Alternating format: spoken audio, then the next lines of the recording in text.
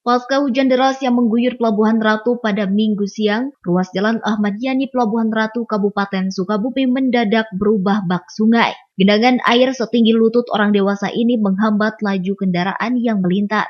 Menurut Ahmad, warga Kampung Cangehgar menjelaskan, penyebab genangan air diakibatkan minimnya lubang pembuangan air ke saluran irigasi, sehingga genangan air berpusat di area depan alun-alun Lapang Cangehgar Pelabuhan Ratu. Akibat peristiwa tersebut, sejumlah pengendara roda 2 maupun roda 4 harus memutar balik untuk menghindari banjir. Namun tidak sedikit pengendara roda 2 yang memaksa untuk melintas hingga mengakibatkan kendaraannya mogok di tengah genangan air.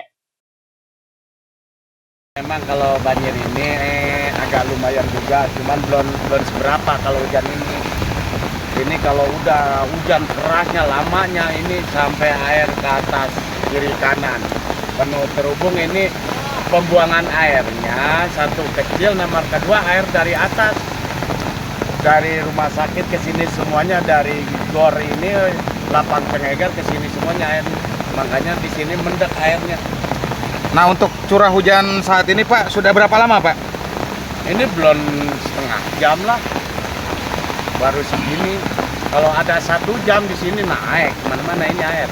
Kalau ini sekarang lah 1 meter kurang lah, kurang ke 80 cm di sini. Akibat peristiwa tersebut, warga berharap adanya penanganan khusus dari pemerintah daerah untuk mencari solusi agar hal serupa tak terus terjadi. Dari Pelabuhan Ratu, Kabupaten Sukabumi, Indra Sofian, Tim Liputan MGS TV melaporkan.